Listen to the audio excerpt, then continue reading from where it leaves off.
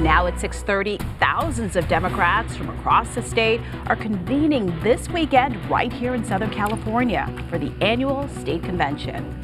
This is a KTLA 5 News at 6:30. I'm Corrine Winter. And I'm Rick Chambers. The 2024 election, that's right at the top of everybody's mind on day 2 of this state Democratic convention. State Capitol correspondent Eitan Wallace spoke one-on-one with all 3 Democratic candidates for the U.S. Senate.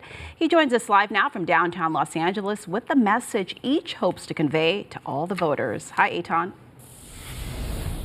Well, Corrine and Rick, good evening. And those 3 candidates had the opportunity to meet with thousands of people here at the California Democratic State Convention, all of it taking place now less than a year and a half until California voters decide who should represent them in the U.S. Senate. It was yet another full day at the California Democratic Party annual state convention. More than 2,500 people on hand to hold party meetings and hear from high-profile Democrats, including Governor Gavin Newsom and former House Speaker Nancy Pelosi. California Democratic Party. But much of the focus turning to election 2024. Barbara Lee, seats for me.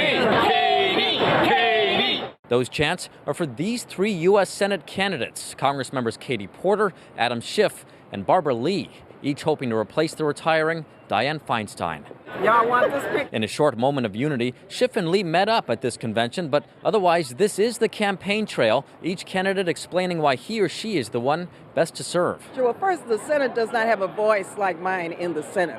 Barbara Lee says the Senate lacks any black women, something she says is crucial for representation. Inequality has a lot of legs, and I want people to understand that I'm not running this campaign for myself, but for them. A longtime Congressmember from Oakland, Lee says her record of casting the sole vote against the Afghanistan War Declaration proves she's an independent thinker ready for the Senate. And I think it's important to look at a record of candidates, see what they've done and how they have delivered for the people. A record is exactly what Adam Schiff says he's proud of over his 2+ decades in Congress.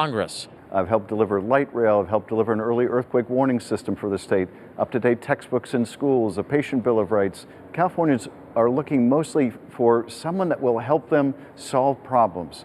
That's what I've been doing in the House, that's what I'm going to do in the Senate. And beyond those issues, Schiff argues voters should take into account his work against former President Donald J. Trump, including as lead prosecutor during Trump's first impeachment trial. I do think the leadership that I've demonstrated sets me apart in that, our democracy has been at deep risk in the last several years.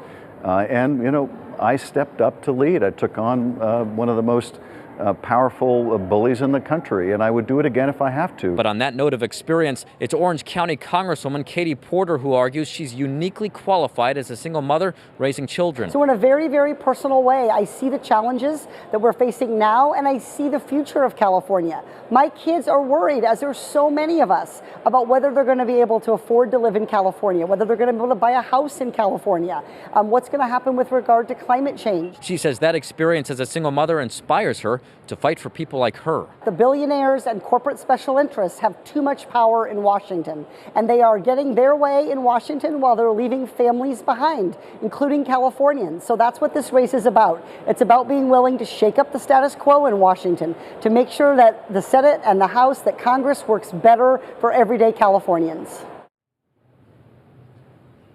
And all 3 candidates tell me they are just getting started. They plan to take their campaigns across the state throughout election 2024. Reporting live downtown, Eitan Wallace, KTLA 5 News. Back to you in Hollywood.